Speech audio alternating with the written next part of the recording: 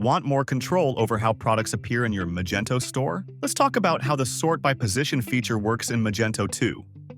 The Magento 2 Sort by Position tool allows you to control how your products appear in your store.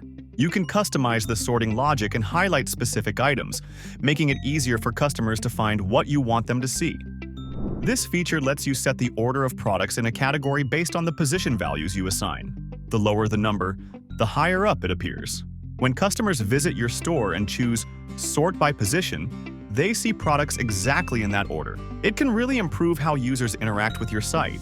You can even make this the default sorting method for specific categories, so they see what you want them to see right away. If you run a large store with thousands of products, this might not be practical. You'll want something more dynamic, like sorting by customer preferences or using AI-driven personalization.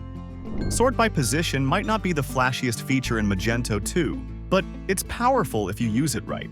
Whether you're running a small store or a massive catalog, it gives you the control to highlight what matters most.